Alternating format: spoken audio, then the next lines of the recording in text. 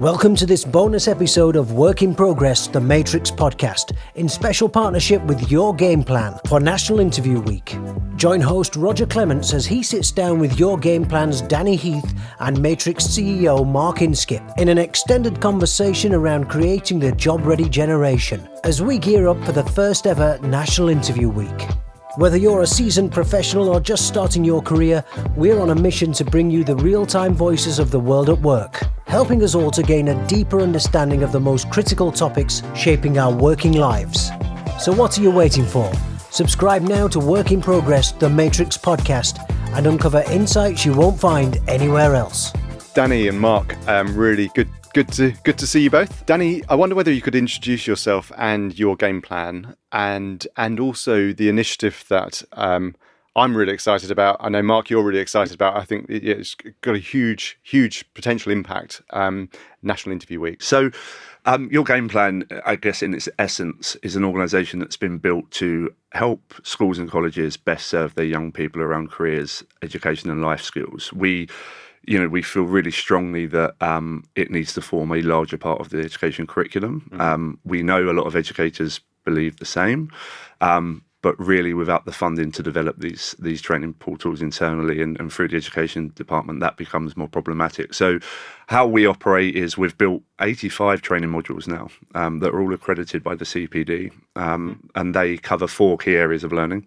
So employability and soft skills, which covers topics like interview prep, public speaking, handling conflict, office etiquette, all of those key things that are important in empowering young people. We also have training areas around financial literacy and student wellbeing. And the big part of that for us was always, I believe and have believed for a long time that like the staffing industry and recruitment industry in general, one of the things we've got wrong is thinking that the responsibility stops when you get a young person a job. Yes. But in fact, if they're not best prepared to excel in that job, then they're not going to succeed. They're going to fall back into unemployment, or at least they're not going to have the best chance to be the best version of themselves. So we wanted to make sure that, when young people go into work, they get their first paycheck, they have anxiety around the meeting, those things they're prepared for as well, and I think that just boils down to our philosophy really of like never stop learning at a young age, even when you're in the workplace. And then we also, the fourth area we cover is digital and tech skills, which feels like something that should be common sense for every young person to learn. It's not. We know that there's a reason the decade skills gap exists. So what we try to do there is use tech that young people exist with in everyday life, so Netflix, virtual reality, PlayStations, Xbox, and we break down how they are created, how they work, and then what the careers are in those kind of industries. And a big part of that is, I believe and have believed for a long time, that you don't need to go through extreme levels of education to work in the digital and tech space. And I think it could be a great leveler in terms of social mobility. So we really want to help young people from all backgrounds kind of understand what tech could do for them as a career. So that was the logic of Your Game Plan when we launched. We launched 3 years ago. We now work with about 1,250 schools and colleges, around 150,000 young people, and there's about 4,000 or 5,000 training courses completed a month on the site. And for us, where we are moving to now, alongside kind of letting that continually grow, is creating more opportunity-based events and projects. And we do that in a number of ways. We do that with our Young Entrepreneurs competition, which is headed up by Tim Campbell, where we give away tens of thousands of pounds every year to young entrepreneurs who have an existing side hustle or want to start their own business.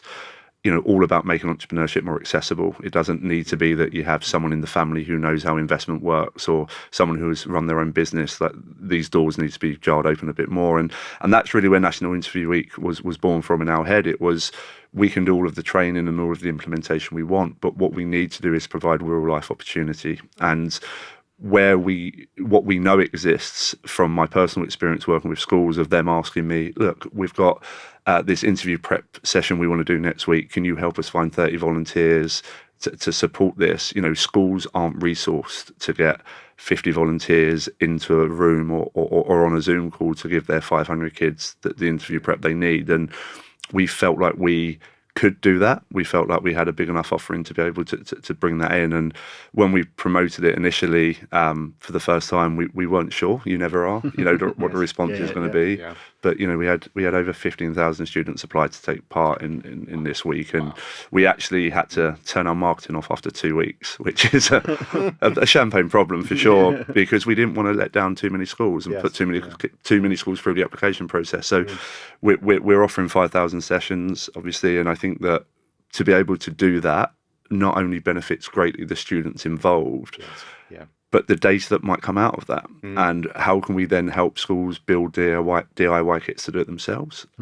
What can we start talking about kind of as a wider industry about the preparedness of students and what we could collectively do away from in school, what businesses could do, what governments could do. And I think what's really exciting for us is the level of data we can break that down into. So all of our users, we're able to determine their gender, ethnicity, social class, like location. And what I think will be really exciting for us is looking at those 5,000 students after, and we'll be providing impact reports to their parents and their schools, but looking at how we grade them in these mock interviews, and what's the communication level, what's the listening, understanding, what's the preparedness level, and actually do we see trends in that data from those different groups? So that's what we're really excited about as well, outside of the immediate opportunity. Fantastic. And so the plan is then for 5,000 students, year 12 students, if I remember? 16 to 18, 16, but we are to 18. We are also trialling with 5 schools in year 11 as well, just to see for the next 2 or 3 years as we expand what that level of support would look like. Great. Okay. And in 1 week?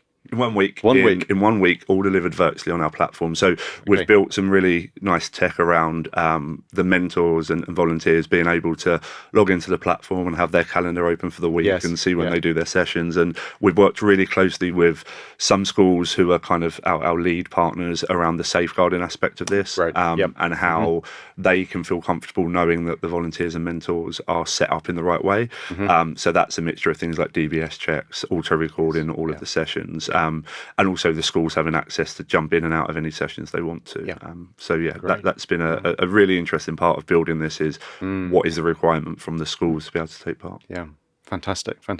And Mark, I know Matrix are a key partner on this, and particularly excited to be involved. What drove Matrix to want to be involved? I know Matrix does do a lot of work in the social value space with our clients. Yeah, we do a lot of already. A lot of our customers are local authorities, right? So and part of their commitment to their communities, they need to support those often who are disadvantaged in some way into getting into the workforce. So we support all that already.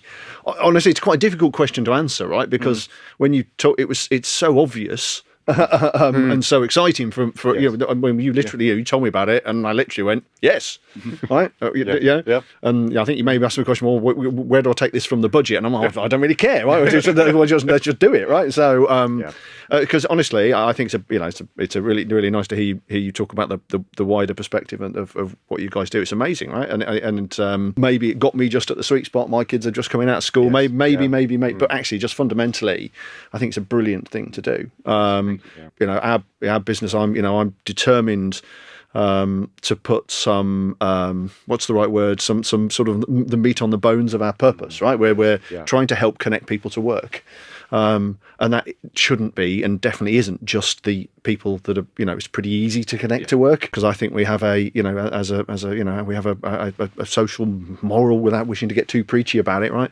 Responsibility to try and broaden that the opportunity for as many people as we can. I'd love to connect everybody in the UK to work if I could, right? We might not get there, right? But somewhere between where we are today and that aspiration, right, is and this moves us forward on that. It's the right thing to do. I'm actually really looking forward to doing some interviews. I think I think it'll be fun, right? So look, just a no-brainer for us. Well, it's going to be a massive impact to society, and I know, Danny, your ambitions starting at 5,000, but I know you've got great plans to look at this across multiple years and to really drive more and more uptake on this. For sure. I think, I mentioned earlier, we turned off the marketing after 2 weeks, and we only promoted it to our partner schools, and the impact was unreal. And even some of the multi-academy trust and college groups we work with now are already coming back to us and saying, look, can we have 500 more spaces? And I'd love to. And I think that, what I would say, and whenever we get the platform as a business, we like to talk about this, is that we will grow this. It will grow from 5,000 hopefully to tens of thousands more over the next few years. But it doesn't, you can do this on your own as a listener or a business owner, as much as we want to turn this into a national movement, and I think we will, if you're looking to impact schools in your local area, in your local community, there are two things that you could do which are absolutely essential. The first one is volunteering your time and your staff's time for something like this. I can almost guarantee that all of the schools in your local area, the careers educator will be listed on the school. Reach out to them and say, look, we've got 20 members of staff here. We'd love to do some interview sessions with your school and your students. That's one thing. The other one, and I think the larger priority is around work experience. That 40% of kids in some schools aren't doing it. No prizes for guessing. Those are the kids that don't have the connections within the family.